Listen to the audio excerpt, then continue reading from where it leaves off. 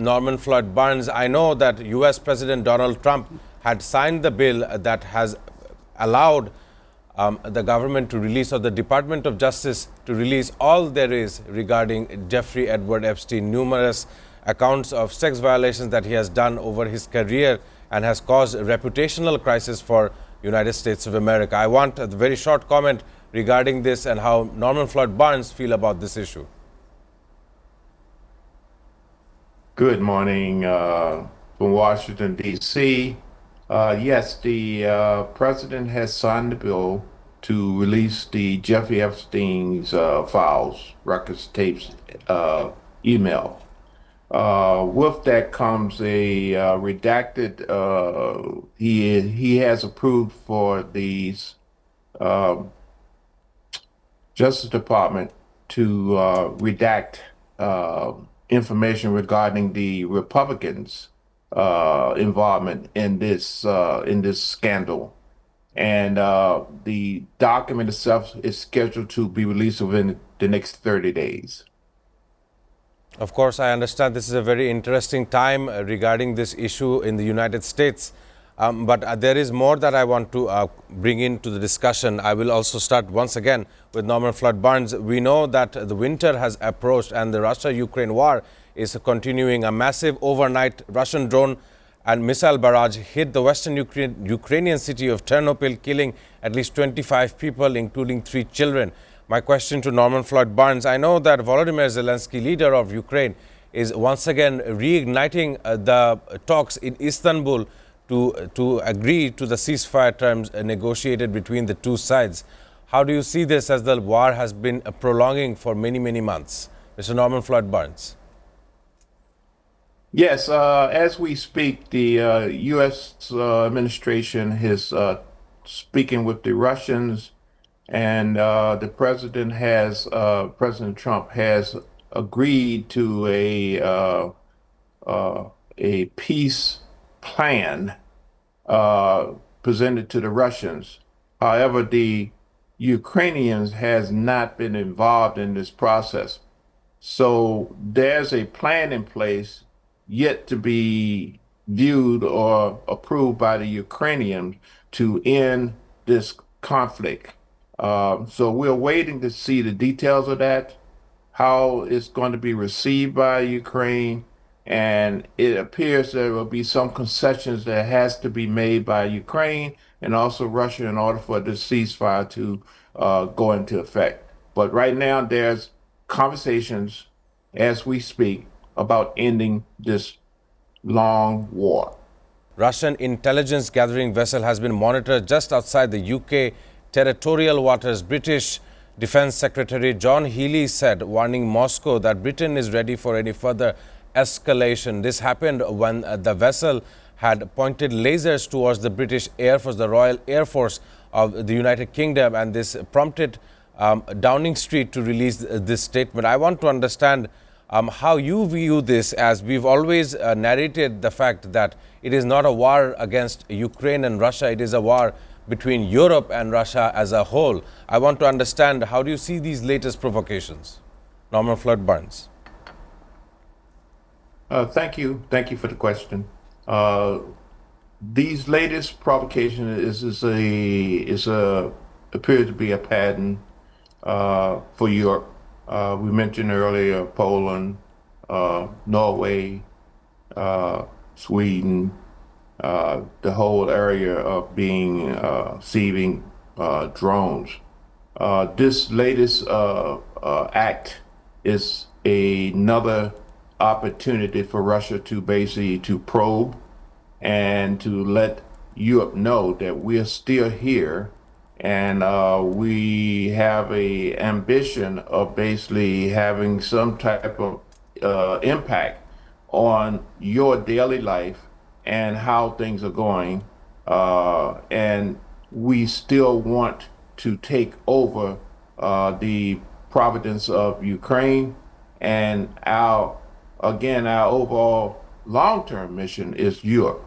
So we'll just letting you know that we're still around, and no real action, just letting you know that we have impact on your daily life.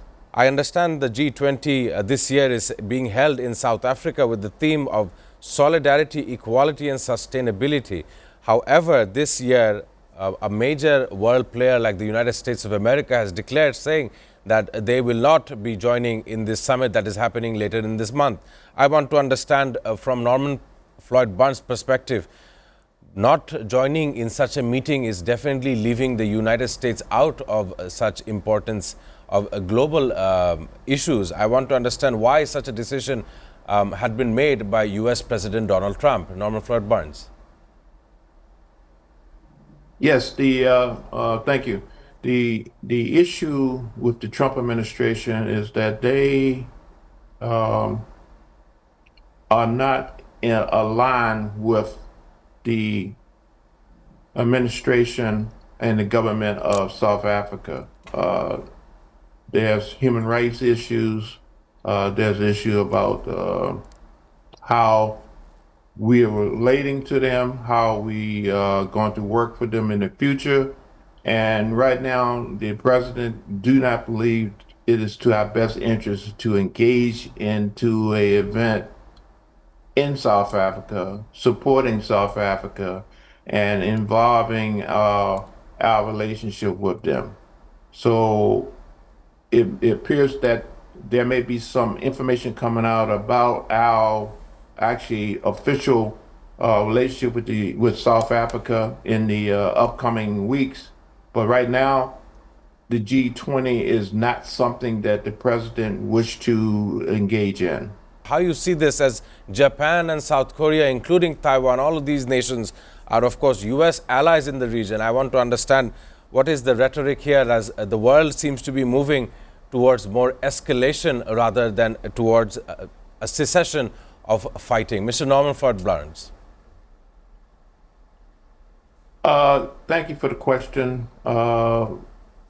My analysis is gearing towards more of a global Cold War. I suggest, or I am coming to terms that as we move on in the upcoming years, we will see a increase in Cold War activities. Uh, these activities are going to be globally. Japan, China, Taiwan, other parts of the world will be the major actors in this phenomenon. I mentioned the other day, South Asia is going to be another area where people and where these governments will act out this role. But we must understand that as the nations develop their nuclear and their military, I guess, armament, these techniques are just for leverage. I do not believe there will be any intention of any type of military action, but it basically gives them leverage, the countries leverage, say, hey, I have means, I have weapons, and you have to listen to me.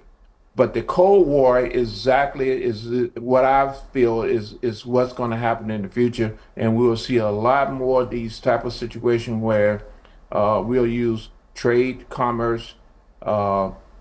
We have military, we have armies, we have ships, we have drones, we have information that we have, and we could use against you. But we need to talk, we need to communicate, and there'll be a lot of more with artificial intelligence, the technology. There'll be issues with infrastructure, and as we're seeing issues with the telecommunications and the connectivities. We'll see a lot more of these type of situations to leverage, particularly with Taiwan being the center for this, with the semiconductors. So there'll be a lot of activities around communications and technology as we move forward, and basically who has it, who has not. That's the type of war we're looking at coming up in the future, and how the military probably be used as leverage. If you don't answer or deal with me, I have a military option, but these are just options. Of course, thanking Norman Floyd Burns, I understand that this is soft power projection at play and China and the United States trying to understand where the allies countries are standing in Asia. Due to time constraints, I must have another question towards Norman Floyd Barnes. CNN reports that China says there is no market for Japanese seafood exports as this spat over Taiwan comment escalates. I understand that Japan is a premier in fishing, and one of those, it does fish its tuna all across the world, and that is world famous. I want to understand the economic impacts and the implications that it will have. Will it raise its prices across the world, especially that China is a huge market, and anyone that does not deal with China will often lose out on expectations. I want to have a last question regarding trade and economics and commerce between this latest issue between China and Japan. Mr. Norman Floyd Barnes.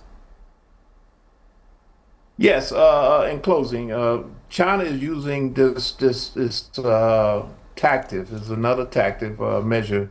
Uh, we know China deal a lot with trade and commerce. We know they are big consumers of and producers of seafood. By using this, it's similar how the United States is using the tariffs. They are basically raising the prices that will cause the price to raise for seafood. And Japan needs this economy to survive. So again, another Cold War tactic developing. Basically, we will use things against you to basically to control you or get your attention.